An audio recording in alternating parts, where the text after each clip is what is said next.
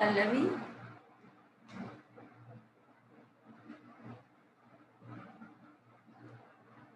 am I audible?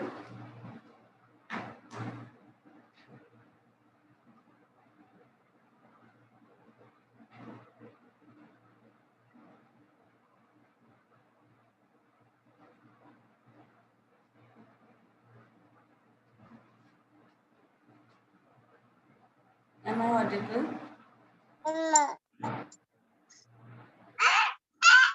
Hello hello. हाँ पल्लवी, मेरी आवाज नहीं आ रही है? यस मैम, अब आ रही है।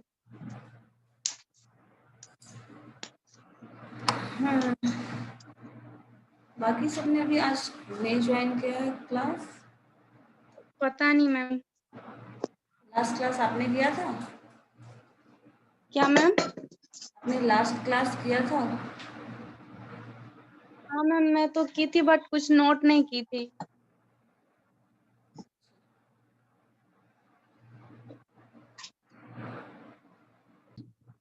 फर्स्ट सेम का भी एग्जाम नहीं हुआ है? आपने दिया? नहीं मैम, नहीं मैं हुआ था बट मैं ही नहीं दे सकी थी। फिर एक साथ देना है? रजिस्ट्रेशन दोनों एक साथ हो सकता है मैम? बट आप मतलब कैसे कर रहे हो? क्या ईयर वाइज है, सेमेस्टर वाइज, कैसे कर रहे हो? हाँ मैम। क्या पैटर्न है आपका? ईयर वाइज कर सकते हैं, सेमेस्टर वाइज मालूम है आपको? नहीं मैम, अभी तो कुछ भी नहीं मालूम है। बस ऐसे ही क्लासेस कर रहे हो आप? क्या मैम? क्लासेस कर रहे हो मतलब क्या, मतलब किस पे? अच्छा, प्रमोट तो खैर जब एग्जाम ही नहीं दिया तो फिर कैसे? अच्छा, मैम ने मैसेज किया था हाँ कॉलेज? चलो ठीक है, तब तो कोई दिक्कत नहीं है, तब तो आप क्लासेस कर सकते हो। ठीक है, तो हम लोग शुरू करें, बाकी लोग धीरे धीरे होगा तो ज्वाइन करेंगे। ठीक है मैम। मैंने पढ़ा तो है। लगवा। ठीक है, एक काइंड ऑफ रिसर्च हम लोग डिस्कस करते हैं। Yes ma'am. प्रॉब्लम होगी तो पूछिएगा, कनेक्टेड रहिए बाय ऑडियो। देखो, एक रिसर्च तो बेसिकली पढ़ रहे हैं रिसर्च डिज़ाइन, जिसमें जो इम्पोर्टेंट कुछ कुछ डिज़ाइंस है जो बेसिकली हम लोग एक्सप्लोरेटरी रिसर्च और डिस्क्रिप्टिव रिसर्च पढ़ रहे हैं। तो उसमें डिस्क्रिप्टिव रिसर्च को हम लोग डिटेल में डिस्कस करने वाले हैं आज।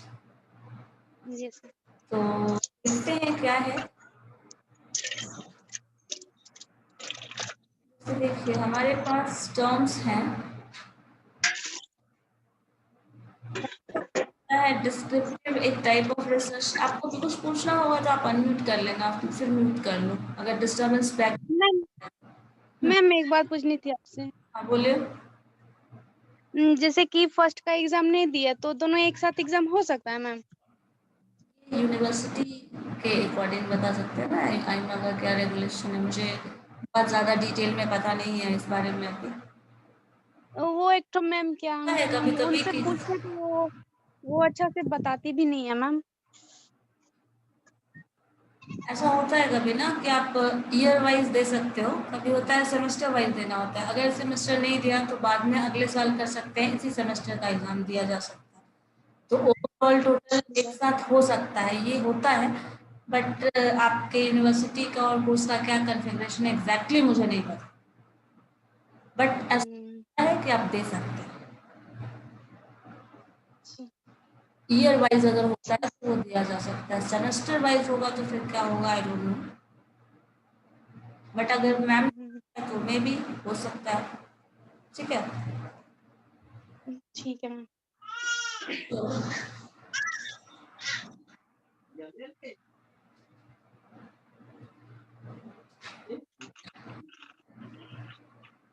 ठीक है मैम, आप बताइए क्या बता रही थी। मैं आपको म्यूट कर दे रही हूँ, आप क्वेश्चन पूछना होगा तो फिर आप अनम्यूट करना। जैसे देखो, डिस्क्रिप्टिव रिसर्च में ना वर्ड ही है डिस्क्रिप्शन। डिस्क्रिप्शन मीन्स किसी भी चीज का डिटेल, कुछ क्या हुआ है, कैसे हुआ है, कब हुआ है, लाइक ऐसा कुछ दिया हुआ है, बहुत ज्यादा फैक्ट्स को रिप्रेजेंट करना है। तो यहाँ पे हम लोग डिस्क्रिप्टिव रिसर्च एक ऐसा रिसर्च है, हम लोगों ने शुरू में डेफिनेशन में पढ़ा था, जहाँ बेसिकली बहुत सारा डिस्क्रिप्शन दिया जाता है। जैसे ये इसको आप रिलेट कर सकते हैं गवर्नमेंट के किसी प्लान से। जैसे गवर्नमेंट का कोई प्लान होता है ना, तो जैसे मान लो अकाउंट ओपनिंग कराने के लिए जन धन योजना का किया था गवर्नमेंट, प्राइम मिनिस्टर ने जो बीच में, तो उसमें हुआ था तो वो बताएंगे इतने लोगों ने अकाउंट ओपन कराया तो उसमें से इतना बेनिफिट हुआ है, क्या प्रॉफिट उन लोगों को मिला, क्या नहीं मिला, कितना मतलब वो जो मनी है वो जमा हुआ है बैंक्स में, तो लोगों का सेविंग्स बढ़ा है, ये जो भी चेंजेस हुआ उसकी वजह से। सो वो टर्म्स बताते हैं। जहाँ डिस्क्रिप्शन देना होता है, किसी ऑर्गेनाइजेशन का डिस्क्रिप्शन देना हो, तो वहाँ पे हम एक्सप्लेन करते हैं कि हम लोगों ने ऐसा कुछ प्लान इम्प्लीमेंट किया, इससे ये इम्प्रूवमेंट हुआ है, ऐसा कुछ टर्म्स आया, ये सारा कुछ एक्सप्लेनेशन दिया जाता है। तो डिस्क्रिप्टिव रिसर्च में बेसिकली हम लोग क्या करते हैं, जैसे गवर्नमेंट का डेटा को उठा के डिस्कस कर रहे हैं कि ऐसा कुछ किया। जैसे गवर्नमेंट का बहुत सारा प्लान है, जैसे जनधन योजना वाला था, जो पेंशन योजना है, सो बहुत सारे ऐसे प्लान है जिसका डिस्क्रिप्शन दिया जा सकता है। अब उसमें कितने लोगों का घर बना, मतलब पेंशन मिला है, कितने लोगों के किस एज के लोगों को मिला है, मतलब उसका क्या ये था, जो भी पर्टिकुलर एज किस एरिया में मिला, ये सारा डिस्क्रिप्शन दिया रहेगा। तो डिस्क्रिप्टिव रिसर्च में हम लोग जब भी कुछ चीज को डिस्क्राइब कर रहे होते हैं, किसी की क्वालिटीज कैरेक्टरिस्टिक्स को डिस्क्राइब कर रहे होते हैं, किसी के बेनिफिट्स को डिस्क्राइब कर रहे होते हैं, तो ये सारा टर्म यूज होता है। जैसे देखो यहाँ लिखा है, the name itself reveals essentially research to describe something। Obviously मैंने भी कहा आपको डिस्क्राइब करना हो कुछ, तब हम लोग ये बात करते हैं। किसी भी ग्रुप का ये डिस्क्राइब कर सकता है कैरेक्टरिस्टिक ऑफ द ग्रुप, जो कस्टमर्स के, ऑर्गेनाइजेशन के, मार्केट के, किसी भी टर्म्स को डिस्क्राइब किया जा सकता है। एसोसिएशन, और यहाँ पे जब भी ऑब्वियसली हुआ होगा तो यहाँ पे ये चीज आएगा ना, दो वेरिएबल्स के बीच की बात करेंगे। जैसे मान लो हम लोग कुछ ऐसा जैसे अकाउंट ओपन कराने का प्लान आया, देन ऐसा कुछ हुआ, तो क्या हो गया, एक ओपन प्लान कर किया गया, मतलब वो इम्प्लीमेंटेशन हुआ, देन उसका ये बेनिफिट हुआ। तो यहाँ पे दो टर्म, दो वेरिएबल, एसोसिएशन होता है दो वेरिएबल्स के बीच में। आपने ये किया तब उसका ये रिजल्ट आया। मतलब यहाँ होता क्या है, आप कुछ कर रहे हो, उसका क्या रिजल्ट आ रहा है, वो टर्म्स हम एक्सप्लेन करते हैं। जैसे देखो, association between two variables like income and place of shopping. कोई भी किसी भी इंसान की बात करें, एज ए कंज्यूमर की बात करें, तो उनका जो इनकम होगा उस पर डिसाइड करेंगे वो प्लेस ऑफ शॉपिंग, शॉपिंग कहाँ से करते हैं। किसी भी पर्टिकुलर एज में आप क्या प्रेफरेंस देते हैं, तो यंग एज में आप अगर मार्केट गए हैं तो आप क्या खरीदने वाले हो, क्या ले लोगे मार्केटिंग, आप क्या शॉपिंग करने वाले हो। ओल्ड एज वाले जाएंगे तो क्या लेंगे, अगर चिल्ड्रंस जाते हैं तो क्या लेंगे। सो ये सब चीज क्या हुआ, प्रेफरेंसेस हम लोगों ने देखा विथ एज। इनकम देख रहे हैं विथ शॉपिंग प्लेस। सो ये सब क्या है, डिस्क्रिप्शन ही है कि इस एज के लोग इतना ये सब खरीदते हैं, इस एज के लोग इनका जिनका इनकम इतना होता है वो इस तरह के प्लेसेस पे शॉपिंग कर रहे हैं। सो ये सब क्या है, डिस्क्रिप्शन ही है, जो बता रहा है क्या रिजल्ट होगा, हम क्या करने वाले हैं, तो उसका क्या इम्पैक्ट होगा। Descriptive informs us about the proportion of high and low income। Obviously किसी भी पर्टिकुलर टेरिटरी में, जैसे बिहार की ही बात कर लें, तो बिहार में हम लोग देख सकते हैं, यहाँ कंपैरिजन कर सकते हैं हाई इनकम वाले लोगों का जो लाइफ स्टाइल है वो, जिनका लो इनकम है उनका लाइफ स्टाइल। तो हम लोग यहाँ पे क्या प्रपोर्शन है, कितने लोग हैं जिनका ज्यादा इनकम है, कितने लोग हैं जिनका कम इनकम है, कितने लोग हैं जो उनका बस काम चलाओ टाइप का इनकम है, ऐसा कुछ। तो ये चीज हम लोग देखते हैं। लेकिन हाँ, कभी भी डिस्क्रिप्टिव रिसर्च में कॉज एंड इफेक्ट रिलेशनशिप नहीं होता। कॉज एंड इफेक्ट रिलेशनशिप मतलब हुआ कि इस वजह से ऐसा हो रहा है। कॉज मीन्स एक पर्टिकुलर कारण जिसकी वजह से इसका ये इम्पैक्ट आया है, ये नहीं होगा।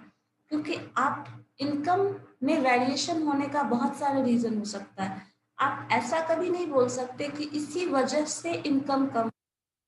जैसे मान लीजिए हम अगर चाहे तो ऐसा डिस्क्राइब कोई कर सकता है कि इन एजुकेशन लेवल कम है, इस वजह से इनकम लेवल कम है। तो ये हम स्टडी करेंगे तो डिस्क्राइब कर सकते हैं, क्योंकि मैंने ऑब्जर्वेशन लिया, उसके बेसिस पे हम डिस्क्रिप्शन दे सकते हैं। लेकिन अगर हम यही कहें कि सिर्फ यही कारण है कि इलिटरेसी जो है, एजुकेशन नहीं है, सिर्फ उसी वजह से इनकम लेवल कम है, और ये एक रिलेशनशिप एक्सप्लेन करें, that means cause and effect relationship, तो वो डिस्क्रिप्शन जो होगा वो राइट नहीं होगा। हाँ, आप एक्सप्लेनेशन दे सकते हैं, डिस्क्राइब कर सकते हैं, जो सिनेरियो आपने देखा है, उसको ऑब्जर्व किया है, जो भी उसका डिस्क्रिप्शन दे सकते हैं, ऐसा हुआ, ये रिजल्ट आया है, तो वो चीज़ आप अपने स्टडी के अकॉर्डिंग बता सकते हो। बट यहाँ ये नहीं बता सकते कॉज एंड इफेक्ट रिलेशनशिप है, ऐसा कुछ। देखो थर्ड पॉइंट में बताता है, जब भी आप डिस्क्रिप्शन दोगे तो कुछ क्वेश्चन का क्लियर आंसर मिलेगा, जैसे who, what, when, where, why and how. ये क्वेश्चन बेसिकली डिस्क्रिप्टिव रिसर्च में ही इसका आंसर मिलता है। बाकी सारी रिसर्च में सारे का आंसर मिल जाए नहीं पॉसिबल है, बट यहाँ पे who, what, when, where, why and how.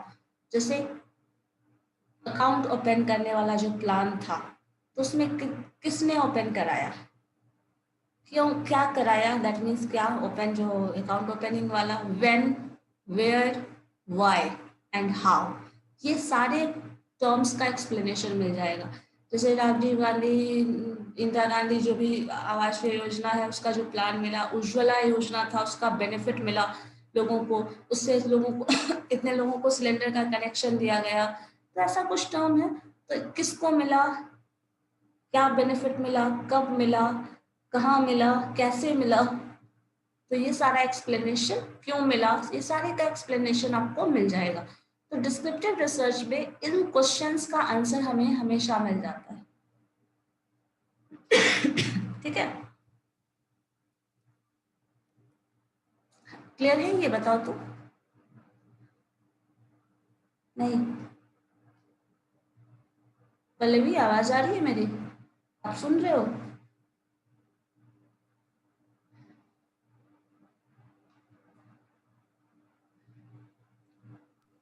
Yes ma'am, बोलिए। ओके, इसमें हर क्वेश्चन का व्हाट, व्हेन, जो मैंने अभी आपको बताया वो एक्सप्लेन करके टर्म वाइज लिखा है। शॉपकीपर और मार्केटिंग से रिसर्च से रिलेटेड है, तो शॉपिंग के हु इज रिगार्डिंग, शॉपिंग कौन कर रहा है, किस पर्टिकुलर एज का कर रहा है, किस चीज का कर रहा है, ठीक है। और यस मैम। जेंडर क्या है ये भी डिपेंड करता है। इनकम क्या है, रेसिडेंशियल एड्रेस, मतलब इनकम क्या है या फिर रेसिडेंशियल एड्रेस, बिकॉज इसको आजकल लोग कनेक्ट करते हैं, what is the income and और what is the residential address, society कहाँ रहते हैं, लाइक वैसा कुछ। कितना ले रहे हैं, व्हेन और स्मॉल जो भी मेजर्स, वेयर, कहाँ शॉप है, तो ये सारा जो मैंने कहा ना, बेटर एक एग्जांपल याद रख लो, कोई भी पर्टिकुलर प्लान, जैसे मैंने कहा ना उज्ज्वला योजना, किन को मिला बेनिफिट, क्या बेनिफिट मिला, कब मिला, कहाँ मिला, कैसे मिला और क्यों मिला, लाइक ये टर्म। यस। तो ये सारे टर्म्स का एक्सप्लेनेशन मिल जाता है कब, जब हम डिस्क्रिप्टिव रिसर्च की बात करते हैं तब। अब देखो, जब भी डिस्क्रिप्टिव रिसर्च होगा हम इंफॉर्मेशन लेना पड़ता है। इंफॉर्मेशन लेंगे, आपने शॉपिंग कहाँ किया, कब किया, कैसे किया, ये सब पूछोगे, या फिर उज्ज्वला योजना से जितने लोगों को बेनिफिट मिला है सबका डेटा आपको रखना पड़ेगा। और आपके पास, यस मैम। अब अगर आप गवर्नमेंट ऑर्गेनाइजेशन के थ्रू है तो आपके पास डेटा है पहले से, लेकिन अगर नहीं है तो आप खुद अपने मन से प्लान करो, आपके एरिया में, आपके पर्टिकुलर गांव शहर जो भी है, उसमें कितने लोगों को बेनिफिट मिला है उस प्लान से। अगर आपको ये जानना है तो आपको हर घर में पड़ेगा। तो अब हर घर में जाके पूछोगे तो ऐसे ही जाकर किसी से कुछ भी पूछोगे तो कोई आंसर करने वाला है नहीं। तो हम लोग क्या करते हैं, उसके लिए एक क्वेश्चनायर, स्ट्रक्चर्ड क्वेश्चनायर बनाते हैं, और उस क्वेश्चनायर का आंसर मांगते हैं लोगों से। आपको कब मिला, आपको कैसे पता चला इस योजना के बारे में, सरकार ऐसा चला रही है, क्या कब पता चला, कैसे पता चला, क्या फायदा हुआ, किसने आपको ये बेनिफिट कराया, तो ये सारा कुछ जो होता है ना, एक स्ट्रक्चर्ड क्वेश्चनायर हम बनाते हैं, जो लिखा है कैसे हम लोग ये सब चीज मेजर करते हैं, that is with the help of structured questionnaire बनाते हैं, जो कि जिसका आंसर आपको देता जाएगा वो, और आप नोट करते जाओगे, उससे आपको डिस्क्रिप्शन दे सकते हैं अल्टीमेटली। तो ये चीज होता है, हम लोग क्यों पढ़ रहे हैं, कैसे पढ़ रहे हैं, मतलब किसके बेसिस पे ये चीज कर रहे हैं। तो ये इंफॉर्मेशन कलेक्ट करने का, इंफॉर्मेशन गैदर करने का एक तरीका है। देखो अब ये पूछ रहा है कि आप डिस्क्रिप्टिव स्टडी जो है यूज कब करेंगे, when to use descriptive study. जब हम डिस्क्रिप्टिव स्टडी मतलब डिस्क्रिप्शन दे रहे हैं तो कब यूज करेंगे। जैसे मान लीजिए एक आंसर भी है, to determine the characteristic of market. Market के कैरेक्टरिस्टिक को जब हमें डिफाइन करना हो तो हम डिस्क्रिप्शन देंगे। जैसे कोई मार्केट के बारे में आपको बताना हो मुझे, तो आप क्या बताओगे, मार्केट वहां से आप ये सामान ले सकते हो, ये अच्छा है, ये वहां अच्छा नहीं मिलेगा, या ये वहां अच्छा मिल सकता है, वहां का जो कॉस्ट होता है वो ऐसा कुछ होता है। तो आप एक हमें कुछ ना कुछ एक आइडिया, तो ये सब क्या है डिस्क्रिप्शन ही है ना, जो उसके बेसिस पे हम उस मार्केट में जाएं या ना जाएं डिसाइड कर सकते हैं। तो when to use descriptive study में, when to use descriptive study में डिटरमाइन करते हैं। पहला पॉइंट ये याद रखिए, ये सब जो है सब पॉइंट्स है, याद यही रखने वाला है। Number 1, the characteristic of the market. Market के कैरेक्टरिस्टिक को डिटरमाइन करने के लिए, मार्केट टर्म इसलिए यहाँ इस्तेमाल हो रहा है बिकॉज आप मार्केटिंग में बेसिकली यूज करने वाले हैं, इसलिए जरूरी नहीं है सिर्फ मार्केट में ही हो, और भी चीजों में हो सकता है। अब देखो मार्केट कैरेक्टरिस्टिक, अब जब हम बात कर रहे हैं तो मार्केट के कैरेक्टरिस्टिक की बात, size of the market, market का साइज कैसा है। आपको पता है जहाँ थोड़ा बड़ा मार्केट होगा वहाँ थोड़ा रेट भी कम होता है, छोटा सा स्टॉल लगा के कुछ बना रहे हैं, बहुत ज़्यादा मार्केट नहीं है, बहुत ज़्यादा भीड़ नहीं है, तो उसमें भी रेट क्या होगा डिपेंड करता है। किस तरह का मार्केट है ये भी बहुत मैटर करता है। दूसरा मार्केट कैसा है ये तो डिपेंड करता है, साथ में बाइंग पावर ऑफ कंज्यूमर। अब बहुत अच्छे मार्केट में चले गए, मेरे पास सपोज पैसे ही नहीं है, तो बाइंग पावर ही नहीं है, देन क्या होगा, कैरेक्टरिस्टिक कहीं ना कहीं ये भी डिपेंड करता है कि आप क्या खरीदने वाले हैं। अगर आपके पास बहुत पैसे हैं तो आप उसके अकॉर्डिंग जो भी है खरीदने वाले हो उस पर डिपेंड करता है। प्रोडक्ट यूज का पैटर्न, आपने प्रोडक्ट कौन सा यूज करना है, आपका लाइफ स्टाइल क्या है, सो इस पे भी डिपेंड करता है। नेक्स्ट है to find out the market share for the product, track the performance of the brand. अब देखो कोई भी कभी होता है, कभी ये देखोगे कभी बहुत लोग ना होता है ब्रांड वैल्यू के पीछे बहुत भागते हैं, कोई होता है क्वालिटी, आपको सामान मुझे अच्छा मिलना चाहिए, अब ब्रांड कुछ भी हो नहीं मैटर करता। तो ये सब कुछ भी होता है, बहुत सारा मैटर जिसपे मार्केट का जो कैरेक्टरिस्टिक है ये उसको बेसिकली डिफाइन कर रहा है। तो प्रोडक्ट का यूज पैटर्न, मार्केट शेयर, जो भी आप प्रोडक्ट खरीद रहे हो उसका मार्केट शेयर कैसा है, उसका डिमांड कैसा है, उसी पे पता चल जाएगा मार्केट शेयर कैसा है। उसका परफॉर्मेंस कैसा है, उस पर्टिकुलर ब्रांड का रिस्पॉन्स कैसा है। तो ये सब क्या बता रहा है, मार्केट का कैरेक्टरिस्टिक है। बेसिस पे आप कोई प्रोडक्ट खरीदेंगे या नहीं खरीदेंगे या डिसाइड करने वाले हैं आपने। तो जब डिस्क्रिप्शन आपको दिया जाएगा, मैंने कहा आप मुझे बता रहे हो कि ये पर्टिकुलर मार्केट है, वहां जाके खरीदने के लिए आप खरीद सकते हो, ये खरीदना है तो वहां खरीदने चले जाओ, किसी भी पर्टिकुलर मतलब ओकेजन के लिए। तो वो सब यहाँ एक्सप्लेनेशन दे रहा है। तो डिस्क्रिप्टिव स्टडी हम तब यूज करेंगे जब पहला टर्म, ये याद रखिएगा, ये उसका सब पार्ट है जो आपको मतलब सब पॉइंट्स में ऐसे याद रखना चाहिए, बट बहुत ज्यादा इम्पोर्टेंट नहीं है। ये इस पे डिपेंड करता है, कैरेक्टरिस्टिक है, ये सारा कैरेक्टरिस्टिक है उसका। बट आपको जब characteristic of the market determine करना हो, डिस्क्राइब करना हो, देन आपको डिस्क्रिप्टिव स्टडी यूज करना है। दूसरा तब यूज करना है when to determine the association of two variables such as add and sale। मान लो एड का क्या इम्पैक्ट आया सेल, सपोज हमने नया कोई प्रोडक्ट लॉन्च किया और एड ना करें, मार्केट में ऐसे ही सेलिंग के डेले डाल दें, क्या कैसा सेल रहा वो देखो। दूसरी बार क्या कर रहे हैं, हम एड किसी एड एजेंसी के थ्रू एड उसका दिलवा रहे हैं मार्केट में बाय अलग अलग मीडिया जो भी रहा, अब उसका क्या इम्पैक्ट आया, मतलब एसोसिएशन हम देख रहे हैं, एड जो हमने कराया उससे सेल में क्या इंक्रीमेंट हुआ, कितना इंक्रीमेंट हुआ। सो ये सब चीज जो होगा क्या होगा, फिर से डिस्क्रिप्शन आप देंगे, पिछले साल ऐड दिए थे तो इतना इनकम हुआ था, इतना सेल इंक्रीज हुआ था, इतना सेल डिक्रीज हुआ, फिर इस साल ऐसा हुआ, फिर नेक्स्ट ईयर ऐसा हुआ, थर्ड ईयर ऐसा हुआ। सो इस तरह से डिस्क्रिप्शन जो दे रहे हैं वो क्या हो रहा है, association between these two variable and sale. इसी तरह थर्ड जो है, जब आपको प्रिडिक्शन करना हो, मतलब प्रिडिक्शन वर्ड आता है जब आप अभी की बात ना करें, फ्यूचर के फोरकास्टिंग की बात करें। तो मान लो आप देख रहे हो, जैसे we might be interested in sale forecasting for the next 3 years so that the plan for the training और न्यू सेल। जैसे मान लो आप अभी देख रहे हो, अभी की बात कर रहे हो, एड एंड सेल हम लोगों ने ऐड कराया, सेल में इंक्रीमेंट हुआ, तो आप सोचेंगे कि हमने ऐड ऐसा किया था, सेल ऐसा आया है, तो हम कुछ ऐसा करते हैं कि नेक्स्ट ईयर अगर हम ऐड कराते हैं, उसके बाद नेक्स्ट 2-3 साल में क्या इंक्रीमेंट होगा हमारा सेल में, हम ये जानना चाहते हैं। और अगर ये जानना चाहते हैं तो हम लोग ऐड उसके हिसाब से उस पर इन्वेस्टमेंट करना चाहते हैं। अगर हम ऐसा करें तो प्रिडिक्शन के लिए जहां भी, मतलब देखो, ऐसा प्लान हुआ, ऐसा रिजल्ट आया, हम लोगों को इतना समझ में आ रहा है, और ज्यादा करेंगे उसका क्या इम्पैक्ट आएगा, हम ये जानना चाहते हैं। तब भी हम डिस्क्रिप्टिव रिसर्च का यूज कर सकते हैं।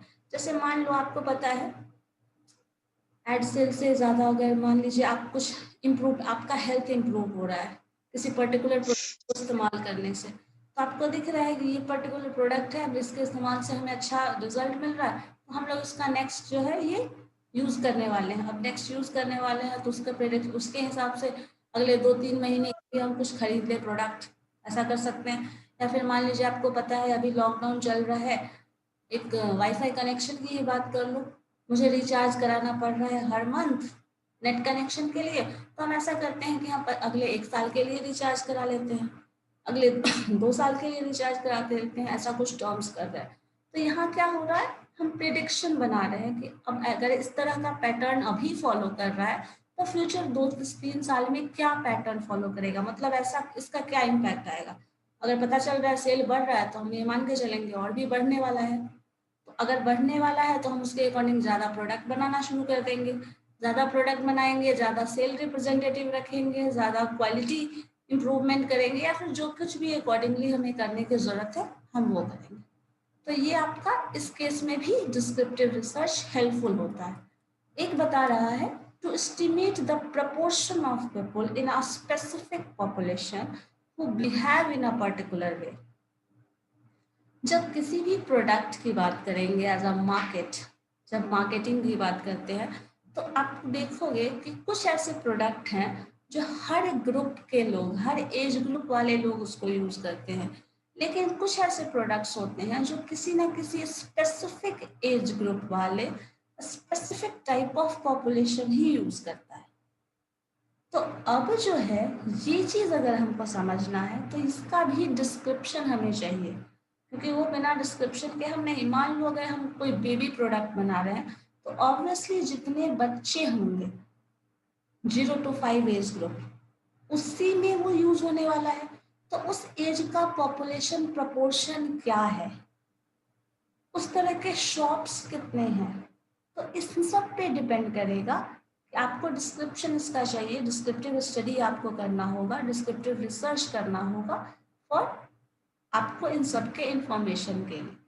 तो ये सब जब सिचुएशन होता है तब हम लोग डिस्क्रिप्शन करते हैं, जो कि यहाँ बेसिकली मार्केटिंग के टर्म में ही बताया गया है, बट आप किसी भी टर्म में इस्तेमाल कर सकते हैं। अब देखो किसी भी रिसर्च में जो नेक्स्ट स्टेज आता है, ये आपको क्या स्टडी करना है, कब करना है, कैसे करना है, ये सब एक एक्सप्लेनेशन है। और ये सब जब कर दिए ना तो इसके बाद हम लोगों को ये देखना होता है कि हम जो करेंगे उसके लिए एक हाइपोथेसिस डेवलप करना होता है। हाइपोथेसिस क्या होता है, जैसे मान लो कोई भी स्टेटमेंट, जैसे मान लो जो सेल्स है वो इंक्रीज हुआ या नहीं, हम ये जानना चाहते हैं। तो इंक्रीज हुआ है या नहीं हुआ है, ये एक पर्टिकुलर स्टेटमेंट है जिसको आपको क्रॉस वेरीफाई करना है। क्रॉस वेरीफाई मीन्स उसको चेक करना है कि वो सही, जो स्टेटमेंट कहा गया है वो सही है या नहीं है। मान लो मैंने कि आपके क्लास का एवरेज मार्क्स 80% है, मान लो मैंने एक स्टेटमेंट कहा, दिस इज अ स्टेटमेंट, एक सिंगल स्टेटमेंट है, आप इसको क्रॉस वेरीफाई करना चाहते हैं। जब क्रॉस वेरीफाई करेंगे तो आप क्या करोगे, अपने क्लास के सारे स्टूडेंट का नंबर पता करोगे, पूछोगे और उसके बेसिस पे मुझे बताओगे कि मैंने जो कहा था वो गलत था या सही था। तो हाइपोथेसिस डेवलप करना मतलब रिसर्च का सबसे बेसिक स्टेप, सबसे फर्स्ट स्टेप अगर कहें, जो एक्चुअल हाइपोथेसिस फॉर्मेशन मतलब एक्चुअल रिसर्च प्रॉब्लम में आपको आप करते हैं रिसर्च प्रोसेस में, वो है हाइपोथेसिस फॉर्मेशन। मतलब ये स्टेटमेंट होता है जिसको आपको चेक करना है, जिसको क्रॉस वेरीफाई करना है। तो कोई बोलेगा ना, मान लो ऐसा कुछ बोला जा रहा है कि there are 90% students, sorry not a students, मान लो 90% लोग हैं गांव घर वाले जिनको उज्ज्वला योजना से बेनिफिट मिला था। तो आपको तो अब तो ये बोल किसी ने बोला, आपने सुन लिया और आप उसको चेक करना चाहते हैं कि ये जो 90% स्टेटमेंट बोला जा रहा है, सरकार ने ये जो डिस्क्रिप्शन दिया है 90% लोगों को फायदा हुआ है इससे, क्या ये सच है? अगर आपको ये चेक करना है तो इसी स्टेटमेंट को हाइपोथेसिस पर कंसिडर करके क्रॉस वेरीफाई करोगे।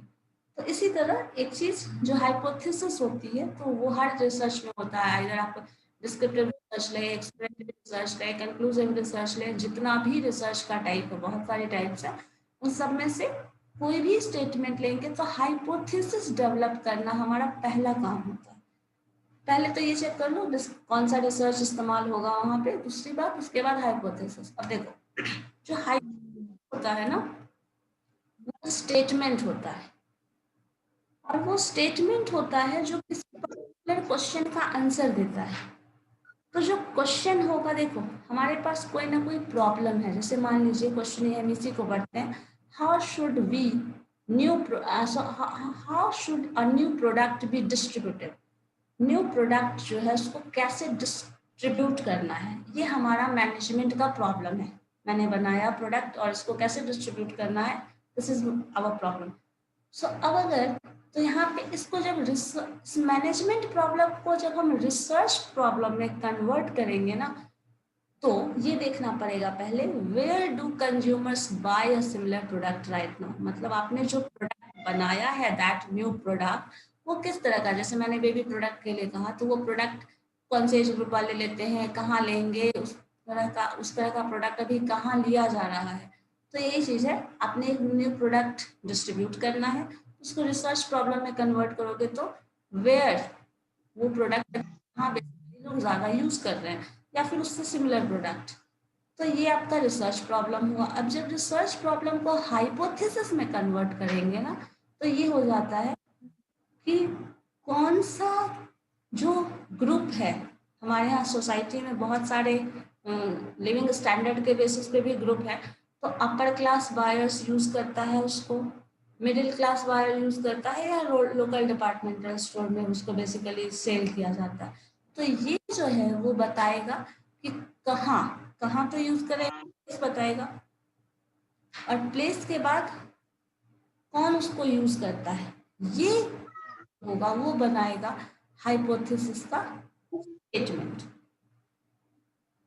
ठीक है, तो हम लोग यहाँ यस मैम। कर रहे हैं कौन सेल करने वाला है। पहले तो ये कैसे सेल, आपको कैसे, आपका प्रोडक्ट आपने बना दिया, बना के फैक्ट्री में रख दिया, अब इसको कहाँ कहाँ भेजें, कहाँ कहाँ भेजें में ये होगा कहाँ लोग खरीद रहे हैं, कहाँ लोग खरीद रहे हैं, तो इसमें ये भी देखना होगा कहाँ खरीद रहे हैं, कौन से मार्केट में खरीद रहे हैं, और उस मार्केट में ज्यादातर लोग किस क्लास के आते हैं, either upper class, lower class और मिडिल क्लास। तो ये चीज यहाँ हाइपोथेसिस डेवलप करने में आपका हेल्पफुल होगा। इसी तरह देखो, टारगेट सेगमेंट क्या है, what kind of people by product now. अभी आपके किस तरह के लोग आपका वो प्रोडक्ट खरीद रहे हैं, सीनियर सिटीजन खरीद रहे हैं, यंग खरीद रहे हैं, यंग एंड मैरिड बाय और कॉम्पिटिटर्स बाय। सो किस तरह का लोग, पहले ये आपको एक काइंड ऑफ रिसर्च करना होगा कि किस तरह के लोग खरीदते हैं, वो प्रोडक्ट किसके लिए यूजफुल है। तो ये सब कुछ हम लोग एक्सप्लोरेटरी रिसर्च करते हैं शुरुआत में, फिर उसी चीज को हम लोग एक्सप्लेन करते हैं। अब देखो ये सब क्या हुआ, अभी हम लोगों ने जो देखा ये डिस्क्रिप्टिव रिसर्च है। तो हम लोगों ने डिस्क्रिप्टिव रिसर्च में क्या पढ़ते हैं, कब पढ़ते हैं, किस तरह का क्वेश्चन का आंसर दिया जाता है, वो जान रहे हैं। नेक्स्ट स्टेप पे हम लोग जान रहे हैं what are the characteristic of this kind of research. Ma'am ये सब नोट करना है ना मैम? ये मैंने ग्रुप में शेयर किया है, आप इसमें से कुछ कुछ इंपॉर्टेंट पॉइंट जो मैं डिस्कस कर रही हूँ वो पॉइंट्स आप नोट कर सकते हो। ये सब जो ऑप्शन ऑप्शन था मैम, ये वन, जैसे ये ये क्या बोलते पॉइंट हैं, था ना, एबीसीडी ये वाला, वो पॉइंट था सब? ना आप, हाँ। ये यस पॉइंट मैम। इम्पोर्टेंट है, हु व्हाट व्हेन। हाँ, इसमें ये पॉइंट आप नोट कर सकते हो। डिस्क्रिप्टिव रिसर्च जो है वो इंडिकेट नहीं करता कॉज एंड इफेक्ट रिलेशनशिप। ये सेंड कर देंगे मैम। ये ग्रुप में है, ग्रुप में मैंने सेंड किया हुआ है, ग्रुप चेक कर लेना हम्म, जाए। मैम फिर से कर दीजिएगा ना, पता नहीं आगे वाला हट गया होगा शायद। अच्छा ठीक है। फिर उसके बाद देखो ये सब चीज़ है जो हम लोग डिस्क्रिप्टिव में एक्चुअली करते क्या है, ये उसका आंसर है। मीनिंग और क्या करते हैं, कैसे करते हैं, किस तरह के क्वेश्चन का आंसर दिया जाता है, ये वो बता रहा है। उसके बाद इसमें कुछ बता रहा है कैरेक्टरिस्टिक, फिर आपको बता रहा है कब यूज करेंगे, सिचुएशंस बता रहा है, व्हाट आर द सिचुएशन जब आप डिस्क्रिप्टिव रिसर्च यूज करेंगे। तो ये 4 सिचुएशन है जिसमें लोग डिस्क्रिप्टिव रिसर्च यूज करते हैं। नेक्स्ट बता रहे हैं हम लोग हाइपोथेसिस डेवलप करते हैं, तो किस तरह का हाइपोथेसिस, कैसे किस स्टेजेस में जो जा रहे हैं वो बता रहा है। उसके बाद है टाइप ऑफ डिस्क्रिप्टिव रिसर्च, मतलब डिस्क्रिप्टिव रिसर्च जो होगा वो 2 तरह का टाइप का होता है, लॉन्गिट्यूडनल स्टडी और क्रॉस सेक्शनल स्टडी। ये टाइप ऑफ रिसर्च है जिसको, मतलब ये टाइप ऑफ रिसर्च अगर आपसे पूछा जाएगा तो बेसिकली ये क्वेश्चन जो होगा ना वो थोड़ा एक्सप्लेनेशन बेस्ड होगा। लॉन्गिट्यूडनल स्टडी है तो फिर आपको लॉन्गिट्यूडनल स्टडी को डिस्क्राइब करना पड़ेगा, क्या है लॉन्गिट्यूडनल स्टडी।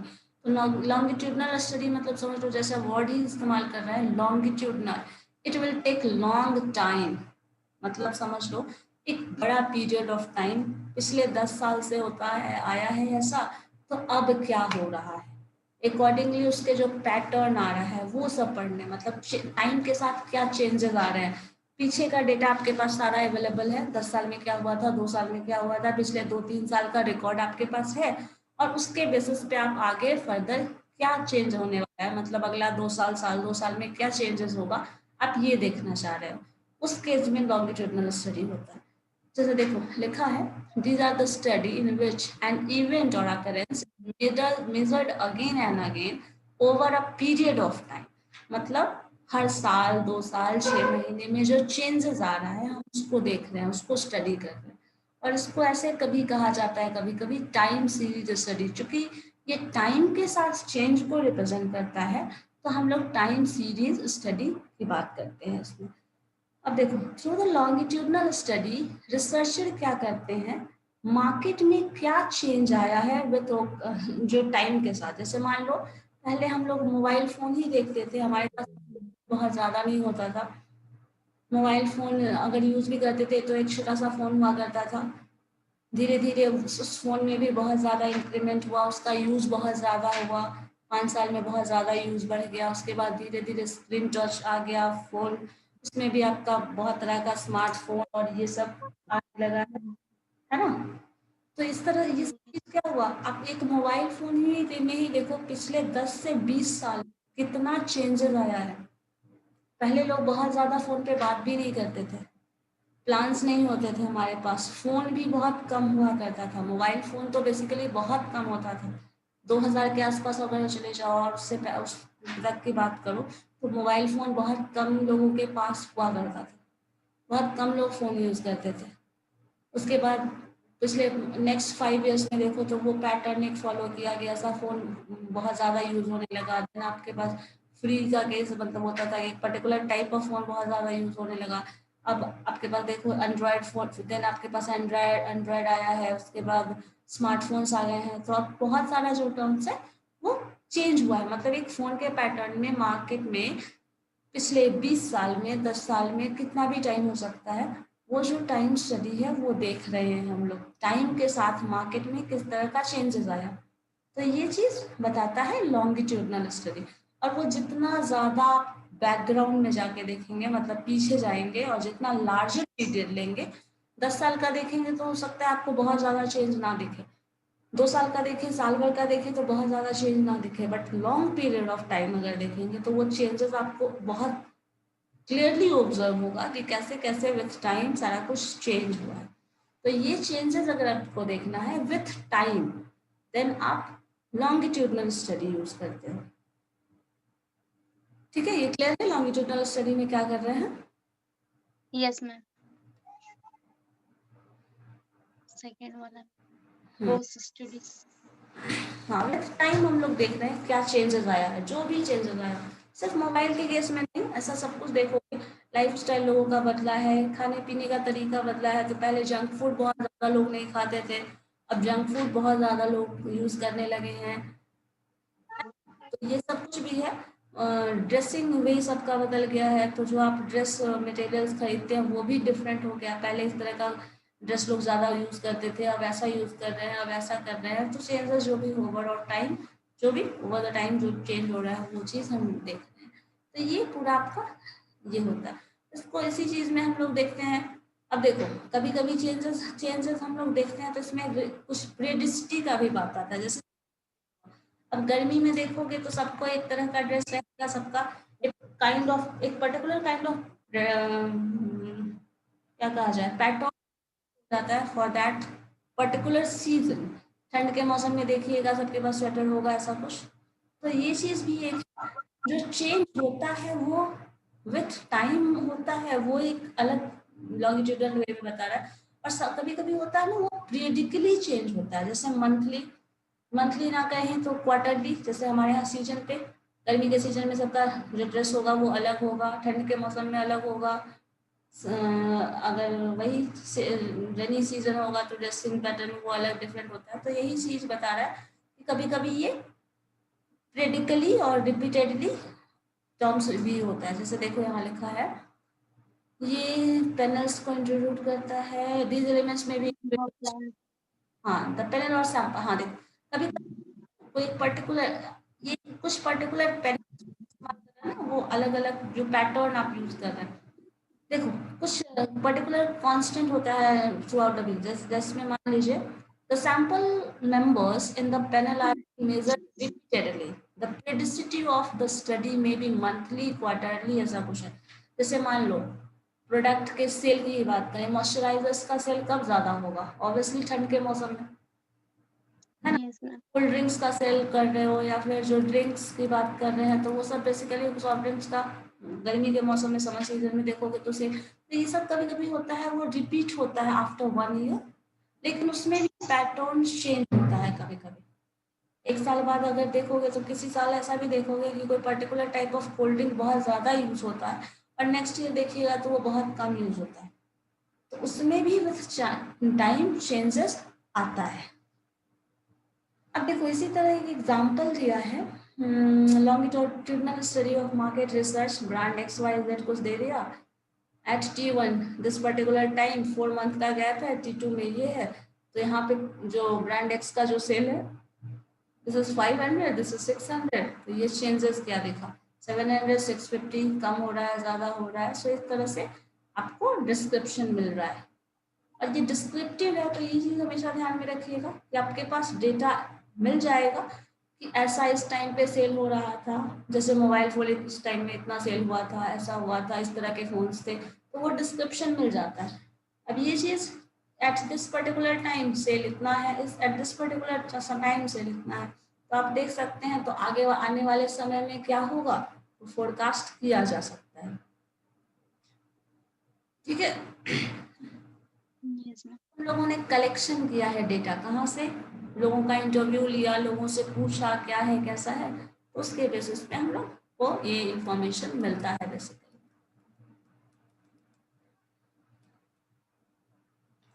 हाँ, यहाँ पे बता रहा है कि जो पैनल आप बनाते हैं, मतलब जो इंफॉर्मेशन ले रहे हैं, वो 2 पार्ट में डिवाइड कर रहा है। जो पैनल से आपको इंफॉर्मेशन मिल, there are 2 types of true panel and omnibus panel. So जब ट्रू पैनल की बात आती है तो ये this involves repeat measurement of same variable. मतलब आपने जो पहले जो वेरिएबल लिया था वही वेरिएबल दोबारा लेंगे, तो ये ट्रू पैनल है। जैसे देखो example, perception towards frozen peas और ice tea, each member of panel is examined at a different time to arrive at a conclusion or the on the above subject। जैसे मान लो का एग्जांपल हो सकता है is being selected maintained but information or paragraph from member varies towards as which में maybe जैसे देखो यहाँ पे करते हैं ना, जैसे मान लीजिए कभी कभी एक पर्टिकुलर ब्रांड आपने लिया, जैसे कोल्ड ड्रिंक की बात करें तो कोई पर्टिकुलर ब्रांड ले लो, उसका सेल यहाँ देख रहे हैं और उसी का सेल हम दूसरे दूसरे टाइम में भी देख रहे हैं, मतलब टाइम T1 और टाइम T2 में दोनों को सेम ले रहे हैं।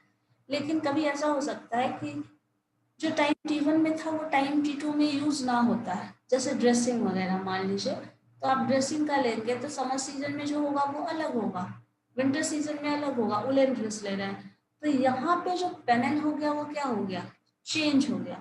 जब चेंज हो जाएगा तो यहाँ पे ओमनीबस वाला जो पैनल आता है ये हो जाता है, मतलब क्योंकि सैंपल जो एलिमेंट्स आपने लिया है वो डिफरेंट हो गया, नंबर जो है वो बदल गया।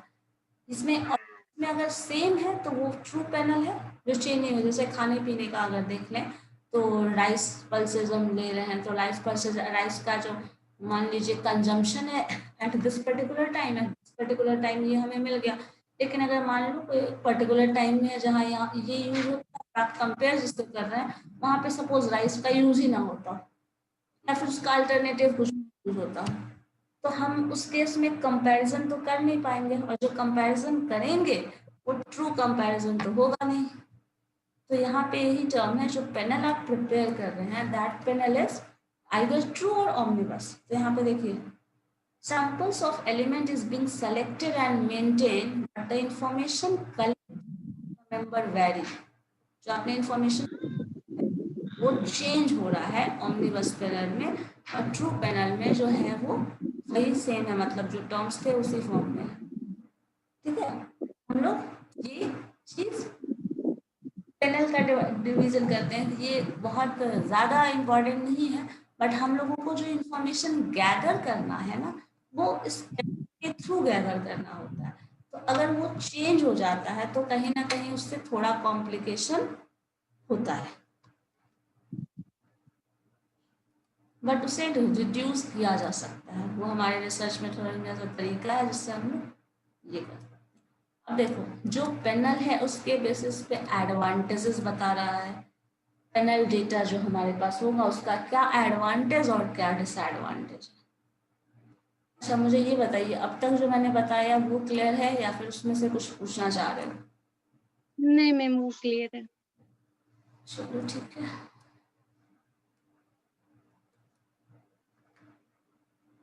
चलो देखो यहाँ पे जब एडवांटेजेस की बात कर रहे हैं then we can find out what proportion ma'am इसका ऊपर वाला क्या है मैम? का ये, हाँ मैम। हाँ यही ना बताया ओमनीबस पैनल में। अभी क्या बताया मैंने आपको, ट्रू पैनल में क्या हो रहा है, जो टर्म था जो वैल्यू था वो आप कंपेयर कर रहे हैं तो चेंज नहीं हो रहा है। जैसे हम पहले यस मैम। ले रहे थे वही वैल्यू ले रहे हैं दोबारा भी, मतलब सेम ही प्रोडक्ट। मान लो अगर कोका कोला का जो कुछ था, कोका कोला का ले रहे हैं सेम इस पर्टिकुलर ये में, दूसरे में दे रहे हैं, नेक्स्ट में ले रहे हैं, नेक्स्ट में ले रहे हैं, अलग अलग टाइम पे। लेकिन अगर मान लो उसको किसी चीज़ से स्विच कर दिया गया, लोग ये यूज़ करना बंद कर दें और सपोज किसी और चीज़ को ज़्यादा यूज़ करें, तो क्या हो जाएगा, स्विच हो जाएगा वो कंपनी, मतलब वो टर्म किसी और चीज़ से रिप्लेस हो जाएगा ना।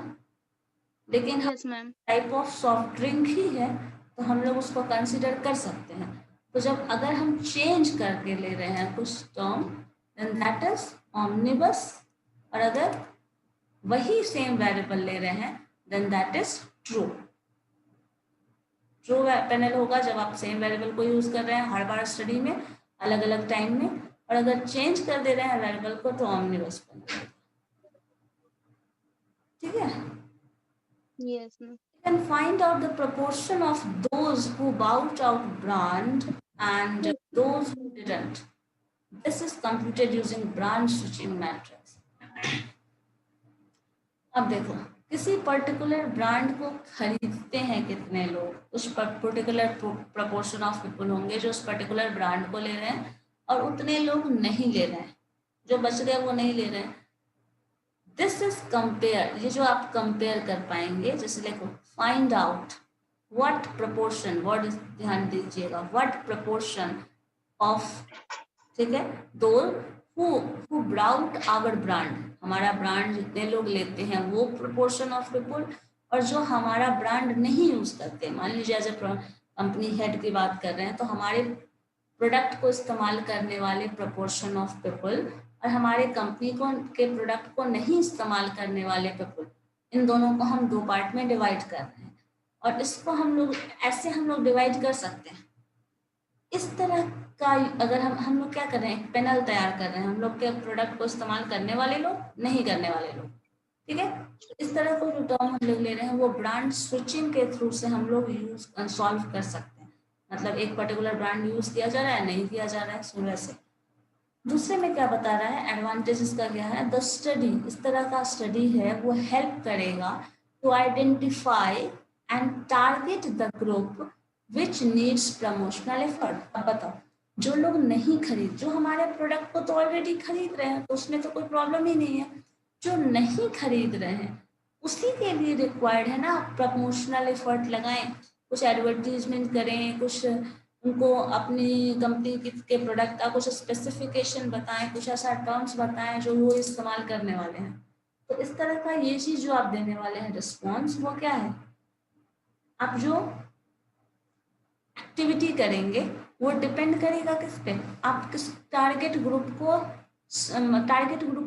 अट्रैक्ट करना चाहते हो अपनी कंपनी के लिए, उसको अपील करना चाहते हो, इस प्रमोशनल वीडियोस को देखें, वो करें और फिर हमारा प्रोडक्ट खरीदें अल्टीमेटली। तो ये आपको बता देगा कि ये पर्टिकुलर लोग थे जो हम नहीं खरीद रहे थे हमारा प्रोडक्ट, तो उसके लिए ये यूज करने वाले हैं। तो इस तरह से हम लोग ये चीज करने वाले, ठीक है। Panel members, yes. हाँ, कौन लोग हैं जो हम अपने कर लो, सिर्फ जो आप लोग आपका प्रोडक्ट इस्तेमाल करने वाले हैं वो वॉलंटरी बेसिस पे, उसका एडवांटेज, फिर उसी को एनालाइज करना है। The greatest advantage of panel is that it is analytical in nature. आप इसको एनालाइज कर सकते हैं, क्यों है, क्या है, कैसे है, और ये डेटा चूंकि अवेलेबल है तो ये सब हम लोग डिस्कस कर सकते हैं। इसी तरह Panel data is more accurate than cross-sectional data because it is free from error